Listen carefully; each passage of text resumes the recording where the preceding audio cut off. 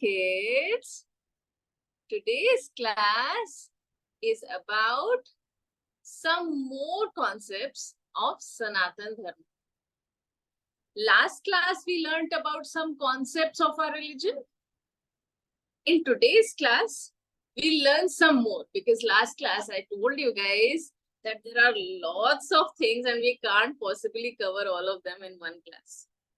So we'll learn some more new things. Okay? This class is called Sanaatan Shiksha by Nainaa, and we are going to learn some more new things about our religion.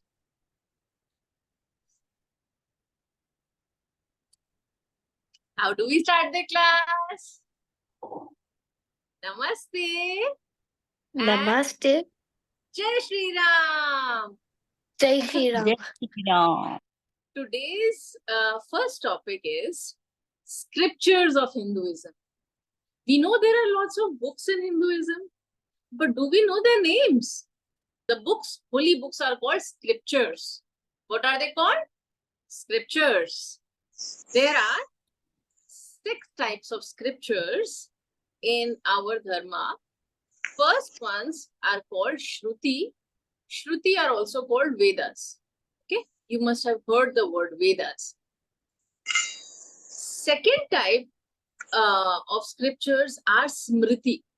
Smriti. I'll tell you about all these individually. Third type is Itihasa. Itihasa is Hindi for history. That means these are the things that actually happened and it's a part of our Indian history. Okay. Next one are Puranas. Okay. So you must have heard Garud Puran and there are many. I'll tell you about them. Next are Agams. Agamas. Okay. And the last one are Darshanas.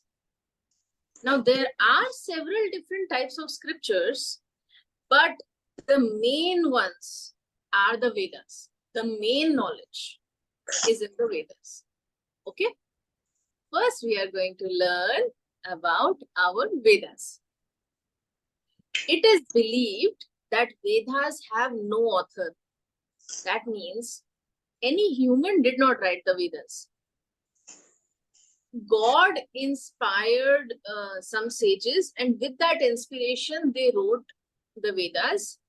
Lord Bhrama inspired them, but they didn't write them on their own.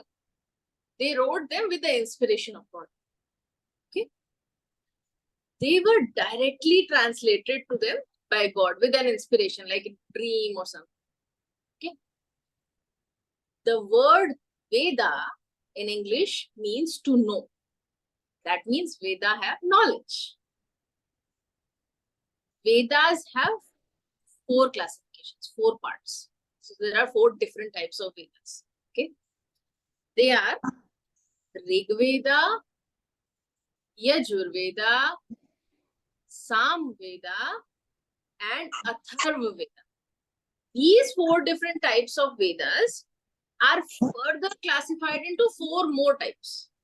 So like Rig Veda has 4 more parts, Yajur Veda has 4 more parts, Sam Veda has 4 more parts, and Atharva Veda has 4 more parts. Okay, it's called Mantra Samhita, which has all the mantras. The mantras that we learn in every class, we learn one mantra. So one part has those mantras. Okay. Second part has brahmanas. That means in that part, it's everything is written about our religions, our rituals, and our yagyas. Okay, sometimes we do yagya, sometimes we light a fire, and then we put some things in it, and then we remember God. That's called doing a yagya. So how to do a yagya, that is written in Brahmana. Okay. Next thing, next type is Aranyaka. Aranyaka. Okay. In that Hindu philosophy, in that our religion's philosophy is written and its importance is written. Why is it so important? Okay. And the last one is Upnishad.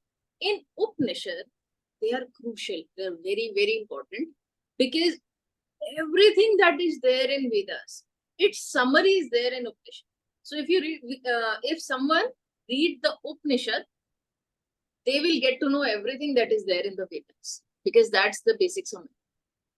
Next is Upvedas. Now, Upvedas are also another branch of Vedas. Okay, this is very interesting. Upvedas have 4 parts. Okay, Gandharva Veda. Gandharva Veda tells us about science of art and music. So there was science in our Vedas also. There was history, there was science, there was philosophy, there was literature. Everything was there. It was a whole, whole system. So Gandharva Veda had science of art and music. Arthashastra had science of politics and administration. How to do politics, how to rule, a set of rules for the king and set of rules for the ministers, all those things. Ayurveda. Ayurveda you must have heard. Ayurveda had science of health and medicine. It was like MBBS. Okay. And Dhanurveda. Dhanurveda is, Dhanush? Science of war and combat. How to fight. Okay, how to win a war. How to plan where to put your army to win a war. Next part is Smriti. After Vedas, what was the second type of scriptures? Smriti. Smriti are law codes. So just like we have the constitution now, and there are laws, and if anybody doesn't follow the law, then what happens? Then maybe they'll go to jail if they do a crime, right? So how do we know that somebody has done something wrong? How do we know that? Because there is a law book, there is a book of laws, and those laws state what is right, what is wrong, isn't it? Same way, in Smriti, there were law codes that this thing is right, this is wrong. We should do this, we should not do this. So do's and don'ts were there in Smriti. Got it? Okay. There are total of 18 Smritis. No, it was not one book. There are 18 parts in Smritis also. Smritis have slightly changed with time. Things that were considered to be okay earlier might not be okay today, right? And things that were considered to be not okay earlier might be okay today. So laws must change a little bit with time, right? So that's why Smritis also have changed a little bit with time. Okay. But Vedas are always superior to Smritis. Okay. If there is a conflict, we will consider Vedas as more superior. Vedas are bigger. They have a higher value. Okay. Some of the most famous Smritis are Manu Smriti and Parasar Smriti. These are the 2 most famous ones. Next thing is Itihasa.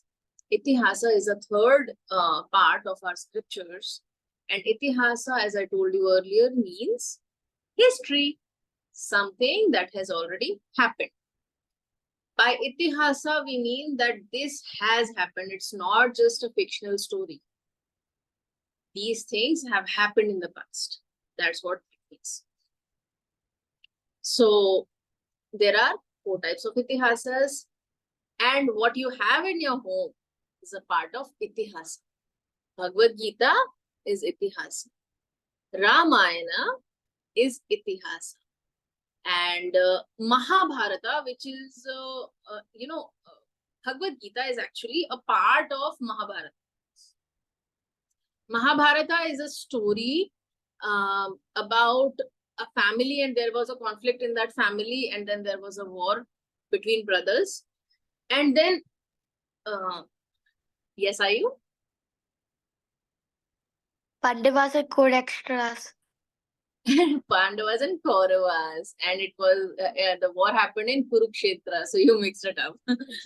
But good. Mahabharata is basically a story about a family in which there was some conflict between brothers, cousins, and they were fighting.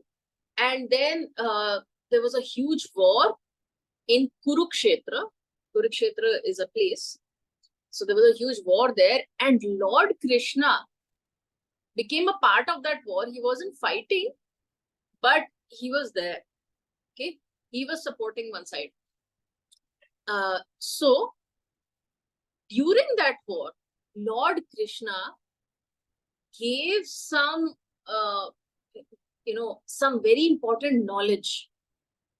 And the part where Lord Krishna gave the knowledge, that part is Bhagavad Gita. This whole war is Mahabharata, and that little part of that war is Bhagavad Gita. So Bhagavad Gita is a part of it. Got it? Okay.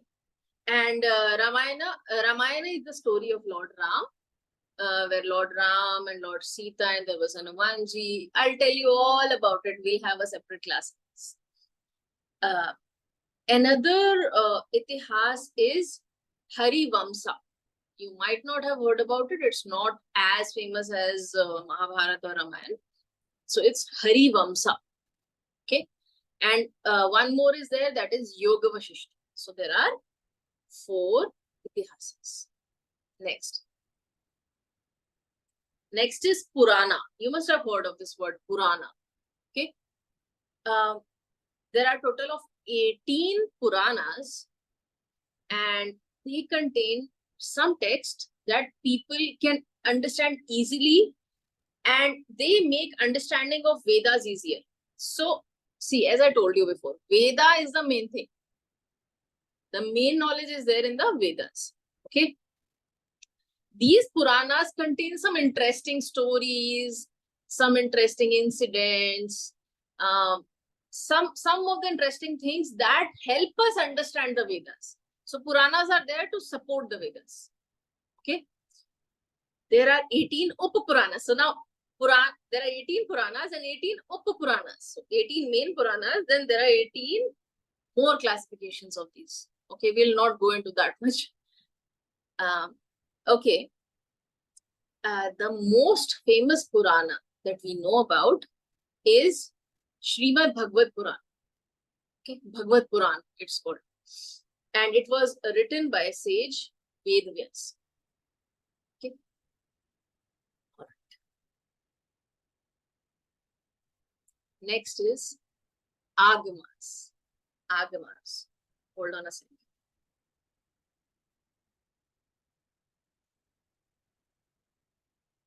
All of you understood till here? In Agamas, we learn about meditation, 4 kinds of yogas. Yoga, you know. Mantras, some mantras are there. And then there are laws of temple construction, how to build a temple. That was also written in Agamas. And how to worship a deity. That was also written in Agamas. Deity means Murti. Okay. So how to worship is also written in Agamas. And how to do dhyana. Again, that is meditation. Right?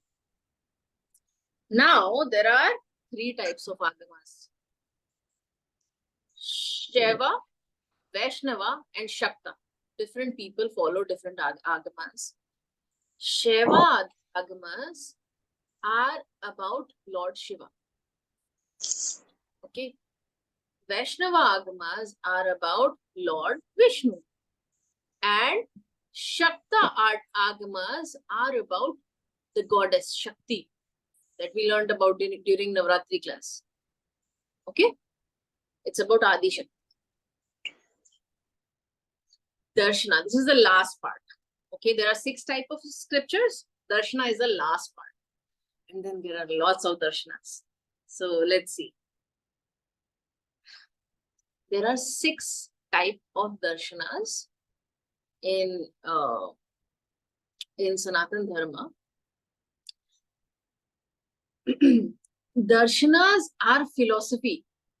Understand what is philosophy? Philosophy means how you look at life. Okay. So I am just trying to tell you that there are different ways in which people see life. It can be right or wrong, but there are different ways. Okay. Now it's your choice what you choose. Okay. But you'll get to choose it later. Okay. Don't overthink it right now. Now, darshanas are different ways of looking at life. There are 6 darshanas given by 6 different sages, 6 different rishi munis. Okay. Nyaya Sutra was given by Gautam Maharishi. He had a scientific approach. Everything is logical. Okay. Then Vaishishik, sorry. Okay. Vaishika Sutra by Kannada Maharishi. Okay. He had the theory that this universe was created and our existence is there because of some superpower. Okay. So basically, he had this kind of outlook that God is there, God created everything. Okay. Next is Sankhya Sutra by Kapil Maharishi. Okay. Yeah. In this sutra, there is a debate of two theories that how did the world originate.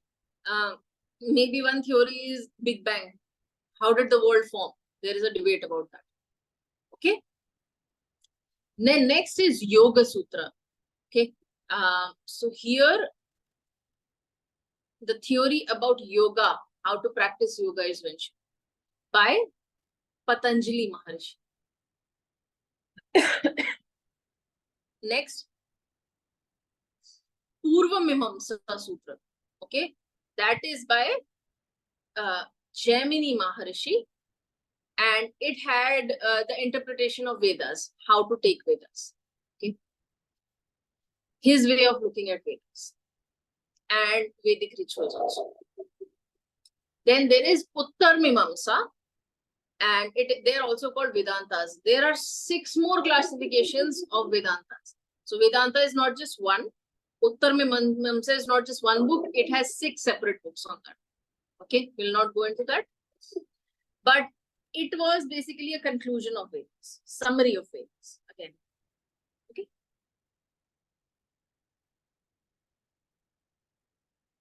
Drawing time. Let's get our notebook and paper and pencil. We will draw a shivling.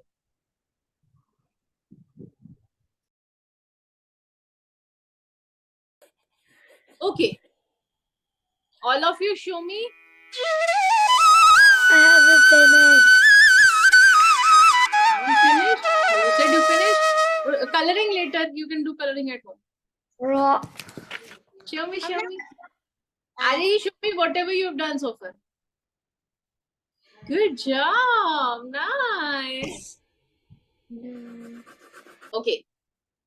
There are 3 main gods which are also called the Trimurti. Why are these 3 main? Because they have a very important role to play in this universe. We'll see what that is. Okay. So who are these 3? These 3 are Brahma. Yes, are you? Brahman, Shiva, and Vishnu. Lord. Ganesh. Yes, you're right. Good job. Okay, these are Brahma, Vishnu, and Mahesh. Mahesh is also called Lord Shiva. Mahesh is another name for it. So, Lord Brahma is the one who creates. Lord Vishnu is the one who protects and preserves. And Lord Shiva is the one who destroys. Okay, so first we are going to learn about Lord Brahma. Now, Lord Brahma is also called the creator. He is associated with creation, knowledge, and Vedas.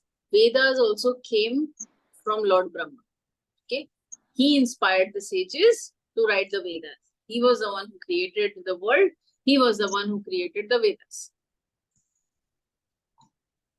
Lord Brahma is commonly depicted with a golden complexion. So he has a golden skin color, and he has a beard. Okay, usually, whenever you'll see a picture of Lord Brahma, he is a man with a beard, and he has 4 heads pointing in 4 different directions: north, south, east, west. Okay, 1 head in north, 1 south, 1 east, 1 west. These 4 heads also depict 4 Vedas. Okay. He is usually seated on a lotus, and he's sometimes seated on a crane. Okay, a bird. Okay. So usually you'll see him on a lotus, but sometimes there's a crane also, a swan. His consort means wife. His wife is goddess Saraswati. You know, goddess Saraswati, who is the goddess of all knowledge. So Lord Brahma is also known for his law knowledge. He has Vedas in his hand. In the picture you see, that is Vedas in his hand. And goddess Saraswati also is the goddess of all knowledge. The most famous temple of Lord Brahma is in Pushkar, that's in Rajasthan in India. Okay. Understood? Main things about Lord Brahma: 4 heads, 4 arms. He created the Vedas. He created the universe. Okay. He sits on a lotus. Sometimes he sits on a swan or a crane. Okay. And his wife is goddess Saraswati. I'll ask in the quiz. Okay. Okay. Next, Lord Vishnu. Anybody knows about Lord Vishnu? Anything? Okay, okay, tell me, everyone, one by one. You tell. He is the reason why we're all alive. He is what? He's the reason why we're all alive, because he's like, he makes like the earth, like he makes life on earth. Brahman is like the creator of the universe and the earth. Vishnu makes like all the life on earth, and Shiva destroys the earth whenever like when it's in need, or like whenever it's in like danger. A little bit mistake. So Lord Vishnu preserves what is being created by Brahma. Lord Brahma creates, Lord Vishnu takes care of it. Okay, we need a mom to take care of us, right? Once we are born, after that we need someone to take care of us. Same way, he takes care of us. Okay. So practically, I'm not trying to say this in like the actual way, but Vishnu is like the babysitter, kind of like that. Excuse me, You can say that. Yes, Arya. Ma'am Vishnu भगवान के पास 5 snacks होते हैं उनके ऊपर head में. 5 headed, 1 snake होता है, लेकिन उसके 5 heads होते हैं. Yes. It's called Vasuki. That no, sorry. No. Vasuki is with Lord Shiva. Sorry. It's called Sheshnag. Okay. His snake, the snake who's with Lord Vishnu is called Sheshnag. Okay. He's also, when Lord Vishnu comes to earth, sometimes Sheshnag also comes to him like his brother. Like when Lord Vishnu came to earth as Lord Ram, Sheshnag came as Lord Lakshman, his younger brother. When Lord Vishnu came as Lord Krishna, Sheshnag came as Lord Balram. So Sheshnag accompanies him always. And his wife also accompanies him always. When Lord Vishnu came as Lord Krishna, his wife, that is Goddess Lakshmi, came as Radharani. Lord Vishnu is the preserver whenever the world is threatened by evil things, whenever bad things are happening on earth and destructive forces are there, Lord Vishnu comes to earth. He has come to earth 10 times. No, one time he'll come now in Kali Yuga. But Lord Vishnu comes to earth to protect dharma. Dharma we learned about last class, which is our duties. So when people are not following dharma, Lord Vishnu comes to earth to establish dharma again, to make people come on the right path again. Okay? Like a babysitter. Okay. Like when we do something wrong by mistake, then our mom corrects us, right? Same way, he comes to earth and corrects everyone. Okay. So next is Vishnu descends in the form of an avatar to restore the cosmic order and protect dharma. The Dashavatar are the 10 primary avatars of Lord Vishnu. Out of these 10, Lord Ram and Lord Krishna are the most famous avatars of Lord Vishnu. So, Lord Ram, Lord Krishna, both are avatars of Lord Vishnu only on earth. And he came to earth 10 times. Last time, we learnt about Matsya avatar, that was also Lord Vishnu. So, he keeps coming to us whenever we need him. In Puranas, Lord Vishnu is defined as omnipresent. Omnipresent means somebody who is present everywhere, in the living things and non-living things also. Okay? So Lord Vishnu is present everywhere. Whenever we remember him, he can just come instantly because he's present everywhere. So he's the one who can be present everywhere at the same time. We can't do that, right? We can be present at only one place at one time. But he can do it. Okay. And then he has 4 hands. In his 4 arms, he carries a chakra that he uses to destroy the evil things. He has Shankha in one hand. He has Gada in one hand, same as like Hanumanji. Gada, that's a weapon. And then he has lotus flower in one hand. Okay, so 4 arms and 4 sabras. His Vahana, his mount on which he sits, is a giant eagle. His name is Garuda. Okay, so he sits on Garud and goes anywhere he wants to go. Garud is also known as the king of birds. Lord Vishnu's mount, Garud, is the king of all birds. He is an eagle. Lord Vishnu has 2 wives actually, but it's said that goddess Lakshmi split herself in 2 parts, and both are avatars of goddess Lakshmi only. So he has 2 wives. Main is goddess Lakshmi. Another is Bhudevi, that is goddess Earth. Next, Lord Shiva. Okay, what do you guys know about Lord Shiva? Anybody? Okay, Ram. He has a trident. It's a trident. Good. Mute. Arehi? Shiv जी के पास tiger की skin होती है. Tiger ki skin hoti. Good. He wears it, in fact. Okay. And Ayu? Lord Shiva's like the destroyer. Like whenever for example, if the earth is no longer like what it used to be millions of years ago, he will destroy it and Brahma will build the earth again and everything will come the same and it will repeat like a food kind of like a food chain. Cycle. Kind of like a food chain, that and that and that, or like a cycle of life. Or great. It's kind of like that. Yeah. Mute everyone. Now listen. Ram sits straight. Yeah. Okay. Lord Shiva is known as the destroyer. He has many aspects.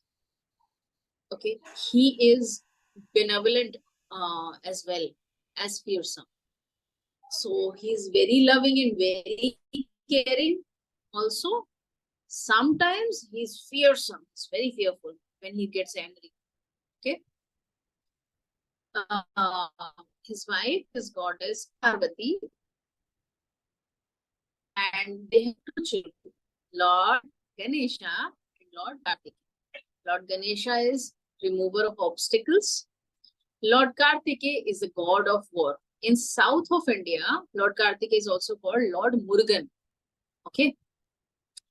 Now, Lord Shiva is regarded as a god of yoga, meditation, and arts. Why arts? Because he dances. Okay, he dances very well. It is, do you know what his dance is called? Why? Tandava. Okay, so when Lord Shiva dances, it's called Tandava. Okay, so he is also a god of arts. Whenever any dancer is there, they will have this deity of Lord Shiva dancing. Okay, Ram, mute yourself. Now, what are the main things of Lord Shiva? The main things are, he has a serpent in his neck, okay, which is Vasuki Nag. Lord Shiva's serpent is Vasuki. He's the king of serpents. Lord Vishnu's serpent is different. Okay, that is Sheshnag. He has a crescent moon on his forehead. Crescent shaped moon on his forehead always. Holy river Ganga is flowing from his hair. Okay. And he has a third eye which is mostly closed, because when he opens this, who opens this third eye, then things get destroyed. So mostly this third eye is closed, but when he gets super angry, then he opens that third eye. Okay, and that is the destruction of the world. Yes, yes, Ram. Where is his third eye? On his forehead. You see in the picture? In the Shivling also, we made this third eye. With the round thing that we made was the third eye. Okay? But can you zoom in where the third eye is? I'll show you another picture of Lord Shiva at the end. Okay, where the third eye is more clear. Yes, Aryahi? Ma'am Lord Shiva की eyes head में होती है. हाँ, forehead में होती है. Okay. Okay, mute. Yeah.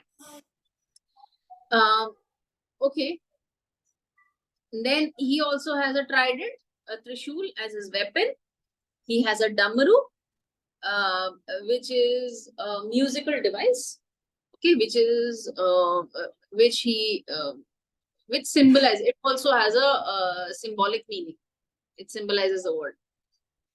And he's usually worshipped in the form of a ling. So we worship Lord Shiva usually in the form of shivling that we drew. Okay. So whenever there is a Shiva temple, you will find him in the form of shivling.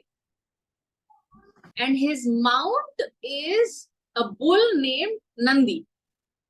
Okay. So he sits on a bull and his name is Nandi, and he is very dear to him.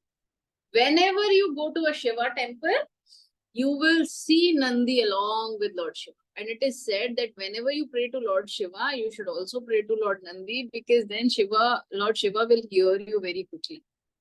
Okay, because Lord Nandi is, who is the mount of Lord Shiva, is very, very dear to him. Okay, next. Now mantra time. So, this mantra is very, very easy. It's called Hare Krishna Maha Mantra. Okay, I will say it once, then we'll unmute and we'll say it together. I'm sure most of you know this mantra already. It goes like this. Hare Krishna, Krishna Krishna, Hare Hare, Hare Ram, Ram Ram, Hare Hare. I know Let's this say one. together. Let's say together. Hare Oh, Krishna, Hare Krishna, Krishna, Krishna, Krishna, Krishna, Hare Krishna, Hare, Hare, Hare Ram, Hare Ram, Hare Ram, Hare Ram, Ram Ram, Rama Ram, Hare Hare. Hare. All right, let's see what this mantra means. Now, the meaning is also very, very simple, just like the mantra. Oh, dear Lord Krishna, we request you. Lord Krishna and Lord Rama are same, right? Because both are Lord Vishnu's incarnations, right? So they are the same, actually. So we are saying, oh dear Lord Krishna, or we are saying, oh dear Lord Ram, we request you and your divine energy to engage us in spiritual service.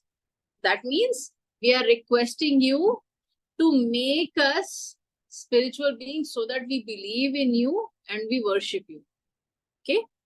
And also we don't go on the wrong path. We always do what is right. We always do what is good. We don't do anything bad. Okay? That's what being spiritual also means. Please bless us so that we can keep chanting your name and be happy. So we are just doing the small prayer. We are saying that please keep us in your service and please keep us happy. That's it. Okay? So, what do we say in the end? Namaste, Jai Shri Ram. Jai Shri Ram. Okay. Bye. See ya.